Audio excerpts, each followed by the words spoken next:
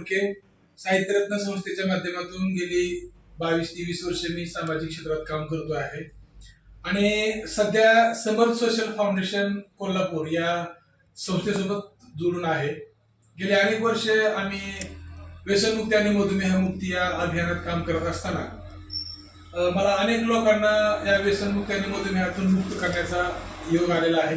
सुदैवानं आज आम्ही परांडा या ठिकाणी आहोत आणि परांडा या ठिकाणी अंकुश जाधव सर हे जिल्हा परिषदेला मुख्याध्यापक म्हणून कार्यरत आहेत. अतिशय उत्कृष्ट असं काम त्यांनी करत असल्यामुळे त्यांना अनेक चांगले पुरस्कार सुद्धा मिळाले आहेत. सर खूप वैतागलेले होते आणि या जो काय आपला व्यसनमुक्तीच्या नंतरचा जो काय टप्पा होता तो त्यांचा मधुमेहाचा होता आणि त्या मधुमेहानं खूप त्रासलेले असल्यामुळं सतत ते औषधं घ्यायचे आणि सुदैवानं त्यांची माझी भेट झाली. विक्रम शिंदे माझ्यासोबत असतात, आम्ही सामाजिक क्षेत्रात काम करतो. पण त्यांनी सांगितले की सर तुम्ही अँटॅक्स डी आणि टी वापरता, मला एकदा वापरून तर बघू द्या, कारण मला झोप येत नाही, मला चैन नसते, सारखी माझी शुगर वाढलेली आहे. तर त्या दृष्टीने सर मला तुम्हाला विचारायचंय की खरंच अँटॅक्स डी आणि टी मुळे तुमच्यात काय बदल झालाय, काय फरक वाटतो तुम्हाला, आणि आता जी काय तुम्ही कोर्स सुरू केलाय तेव्हापासून तुमच्यातले जे काही चेंजेस आहेत ते जर आमच्या श्रोत्यांना सांगितलं तर खूप चांगलं होईल. नमस्कार, मी जाधव अंकुशराव रामचंद्र, मी मुख्याध्यापक जिल्हा परिषद कन्या शाळा या ठिकाणी कार्यरत आहे आणि प्रशासनामध्ये शासनाची सेवा करत असताना ताणतणाव येतो आणि त्या ताणतणावामुळं प्रत्येकाला थोडंसं मानसिक संतुलन ढासळल्यासारखं वाटतं कामाचं, आणि ते असं कामामध्ये झोपून गेल्यानंतर हे जाणवतं. जे कामच करत नाही त्याचा काही विषय नाही, पण काम केल्यानंतर ह्या घटना घडतात. ते करत असताना थोडं माझाही काही प्रॉब्लेम, माझे शारीरिक कमकुवत असेल, मला काही वेगळ्या गोष्टी असतील, पण त्याच्यामुळं मला ज्यावेळेला थोडा त्रास जाणवू लागला त्यावेळेला मी बऱ्याच डॉक्टरांशी तपासणी केली, सांगितलं सर म्हणजे तुम्हाला शुगर आहे. बराच इलाजही केला पण तरीही काही फरक पडत, तेवढ्यापुरता आराम वाटायचा. आणि सर माझे फार दिवसापासून जवळचे मित्र आहेत म्हणायचं, पण मार्गदर्शकही आहेत, आणि त्यांनी सांगितलं सर बरं झालं म्हणजे तुम्ही बोलला, तुम्ही सांगितलंच नाही म्हणजे मला की माझ्याकडे असं म्हणजे त्रास होतो. त्यांनी ऐकला आणि मग बरोबर आहे सर. आणि मग त्यांनी सांगितलं सर माझं एकदा ऐका म्हणजे हे जे माझ्याकडे जे आयुर्वेदिक औषध आहे अँटॉक्स टी आणि अँटॉक्स टी हे तुम्ही एकदा वापराच. आणि मी म्हणलं सर आपण पहिल्यापासून तुमच्यावर विश्वास ठेवलाय, काय हरकत नाही वापरून म्हणजे हे गोळ्या वगैरे ते थोडे दिवस बस बाजूला ठेवू.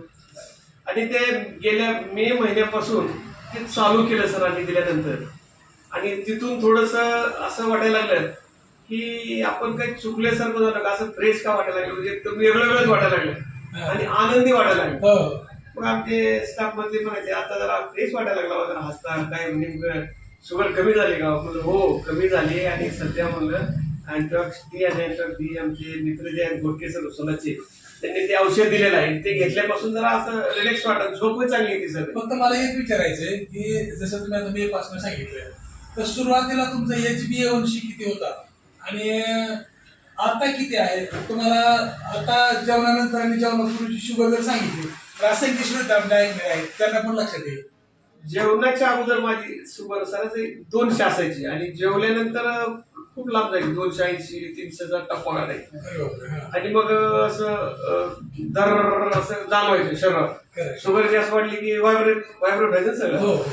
असं का होतंय म्हणजे तेवढा त्रास व्हायचा. मग हे औषधे जे आहेत तुमचे चालू केले तेव्हा जेवण करा किंवा नाही करा ते औषध चालू आहे, त्याच्यामुळं शरीरातला जो समतोल बिघडलेला होता तो जागेवर आल्यासारखं वाटत.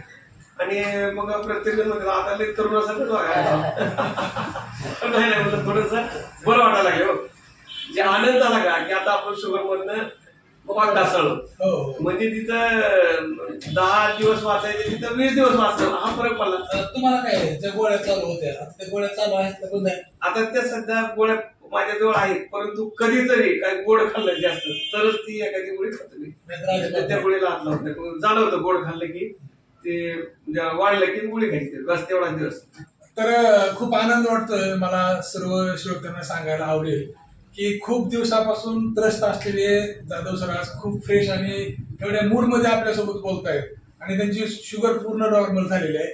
फक्त कधीतरी अति गोड खाण्यात आलं किंवा आपल्याकडून पथ्य नाही पाळण्यात आली तरच फक्त सर कधीतरी गोळी खातात. पण आज नॉर्मल आहेत, समाधान आहे त्यांना. त्यांचे HbA1c मला वाटतं काहीतरी 11 11.5 होता, आज तो 6च्या रेंजमध्ये आहे. म्हणजे अतिशय चांगला रिझल्ट आलेला आहे. सर तुम्ही आपल्या असंख्य श्रोत्यांना काय सुचवा, काय सांगाल? मी सर्वांना विनंती करतो की माझ्यासारखे जे पेशंट आहेत त्यांनी अनुभव घ्यावा, की मी सांगतो हे अगदी वस्तुस्थिती आहे, मला जो अनुभव आलाय तो.